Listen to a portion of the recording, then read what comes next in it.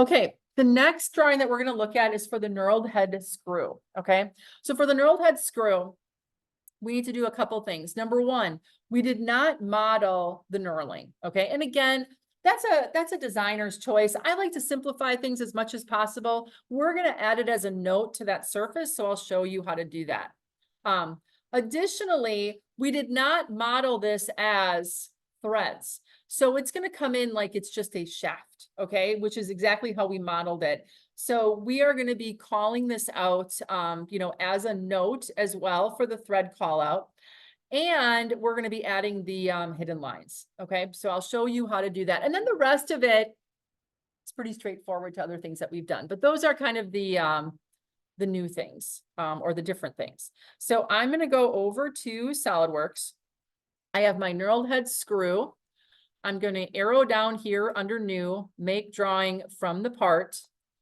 I am going to click on my ANSI inch, and I'm going to grab a B-sized border. So I'm going to browse to my WCTC borders.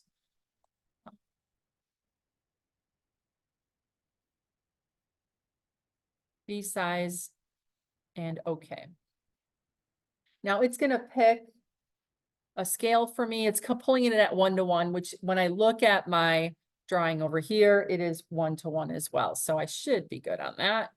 Shouldn't have to change anything. I'm going to bring in my front view. Okay. And I'm going to release. And then I am going to hit okay. And we're going to, we're going to go to drawing, projected view, and I'm going to go over to the right-hand side here. And then I'm going to do another projected view of like that isometric. I'm going to move this over. We're going to make this smaller. Again, normally this is smaller, just because I'm going to do 2, see how that looks. Well, it's kind of small. I think 1.5, 1 to 1.5 should be good. There we go.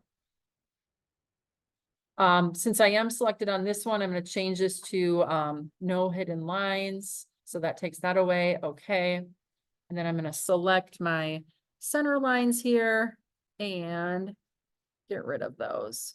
So we just have a simplified view up in the corner. Just again, for clarity purposes. I'm going to do a file save. And it'll call it what my file name was. It'll fill in the part name with that file name. Make sure it's all caps as we've discussed. And then now you want to fill in the title block. I'm not going to take time on this one to do that. We'll focus on the other things, but make sure it matches what's in the title block here, including the actual part number that we see.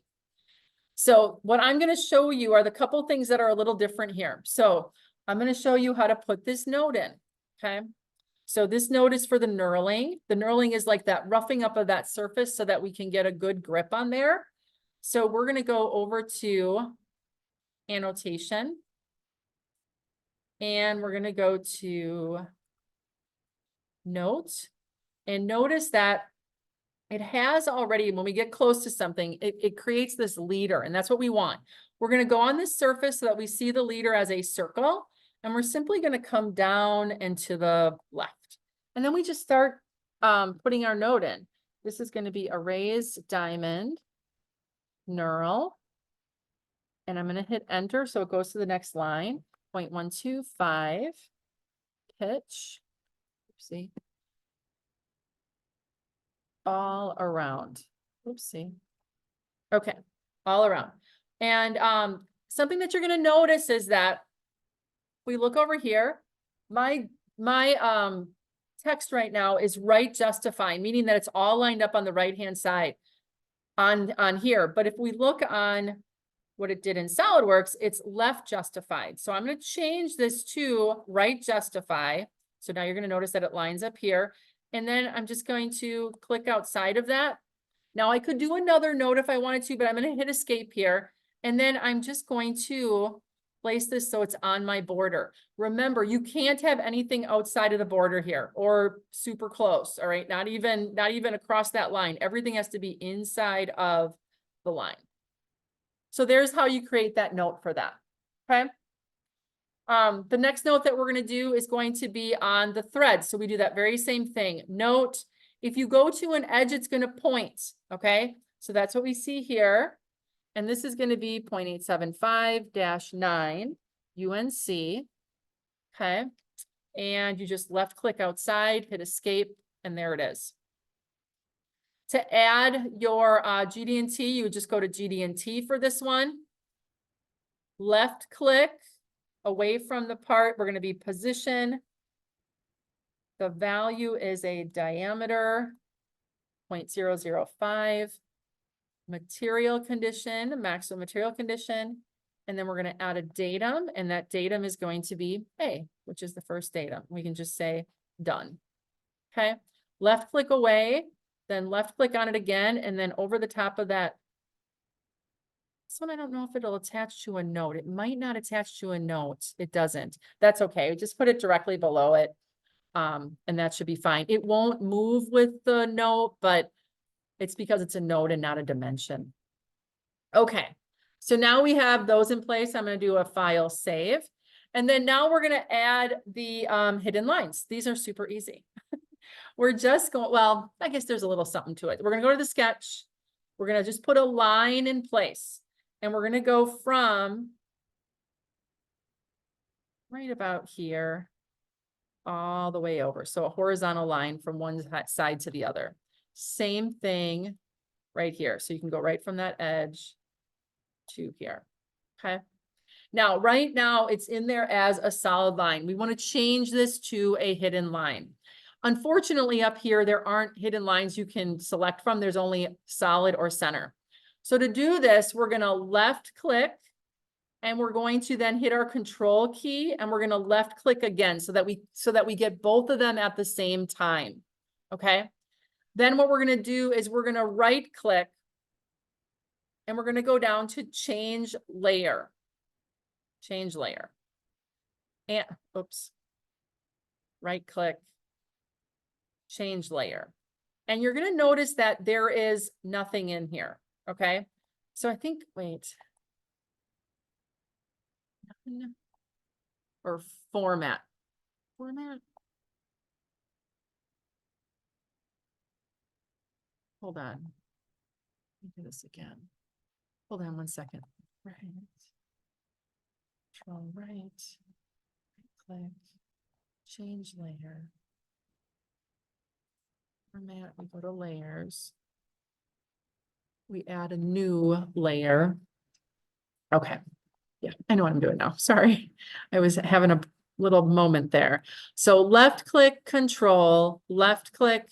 Then we're going to right click, change layer, and we are actually going to go to, where'd it go? It left me. Right click, change layer. We're going to hit this little layer right here, layer properties. Okay. And we're going to add a new layer, And we're simply going to put in here hidden. Okay. It's going to be a hidden line. And then we're going to click over here on style. So I just clicked this black area here, style, and we want it to be dashed. We're not seeing it right now because it's selected. And we're going to hit OK. Now this didn't change yet. So we're going to right click again. We're going to change layer. And now we're going to arrow down and we're going to change it to hidden. And now it should change it to the dashed lines. Okay.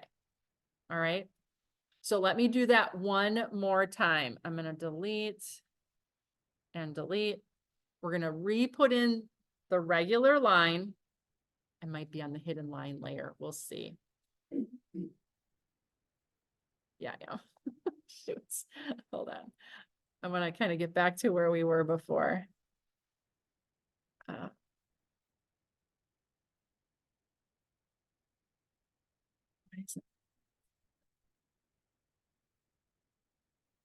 Layer. There it is. Okay. So let's go through that process again. I'm going to do my line from here. Make sure it's horizontal to there. Yours is going to be just a solid, and I'll show you what to do in just a second. Dang it. Now I'm going to left click, control left click. So I select them both at the same time. And then I'm going to right click. I'm going to change layer, and then you're going to click on the layers here. You're going to add new, type in hidden, and I'll call mine hidden 1. And then we're going to go to this middle right below here, select in the style area, left click, hit dashed, and then okay.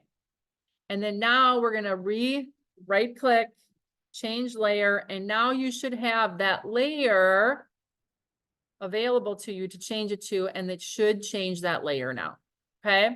So that's how we get the hidden line in there. Noticing that there's this.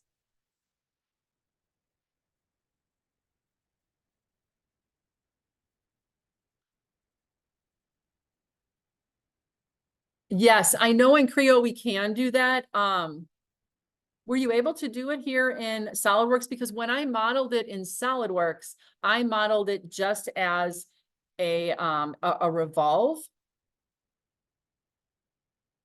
You don't have to add the note and the layer. I'll have to play around with that, Ben. I know in Creo you can do it. Yes, I know you can. That's one thing in SolidWorks. I played around with it for a while and I couldn't get it to work like that. Were you able to do it in SolidWorks here, Ben? Just out of curiosity.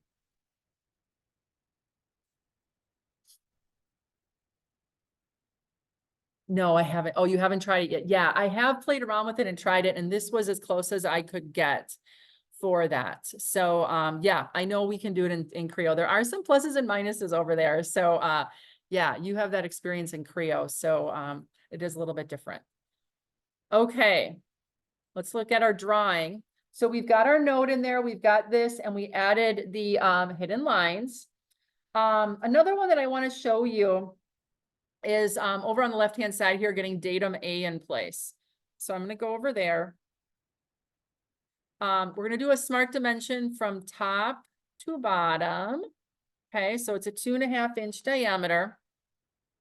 And then we're going to go back to annotations, datum feature, and we're going to go on that dimension. Now, right now, we're able to kind of go back and forth with it. So make sure that when you place this, it lines up in line with the dimension.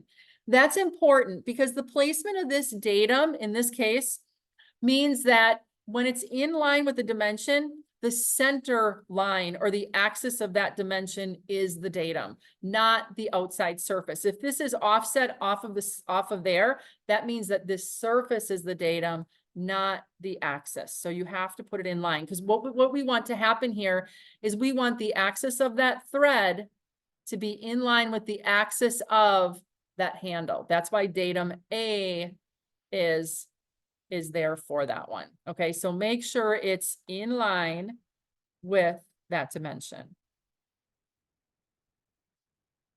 Okay. As I look underneath here, I'm just going to kind of glance. I didn't do all the dimensions. Oh, there is one here. You can put that reference in. To put a reference in on a dimension, I'm just going to use this one as an example. You can just select that dimension. And then down here, you're going to notice that there is the place where you can just add parentheses around that dimension. All that is a reference. Okay, it means that you don't have to check to it or hold tolerances on it. It's just there for a reference. And that's what that end is. Okay. Oh, the other one I want to make sure that you know is here you have a radius on the end. When you put dimensions in, I'm going to smart dimension to this. Now, you'll notice that it comes in as a radius, but if you ever want to change from radius to diameter, just right click it, and right up here, you can change those. Now, in this case, we want to keep it a radius because it's not a full diameter, but that's how you can change it. If anything ever comes in as a diameter, you're like, crap, I want it as a radius, right click it and then toggle it back and you can get the radius or the diameter for those. Okay.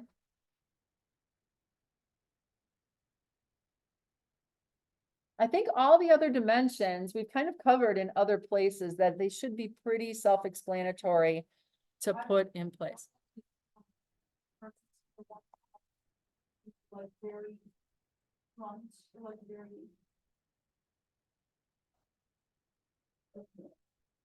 The ball and This right here? yeah.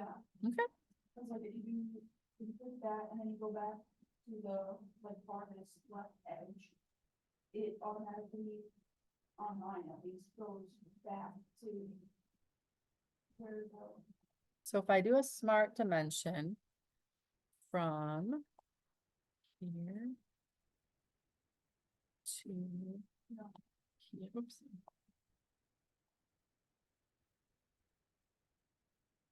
So it'll go to the center, right? So you want it to go to, you can just move that, left click it and move it and then release it. And it should be there. Yeah, 1 1/4. So yeah, if you want to change the center point for something, you can actually move that. And then you just want to make sure that you get to that end. Yeah. You got it? Awesome. Okay.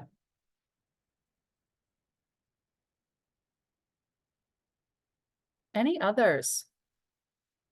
I'll watch the chat box as well on this one.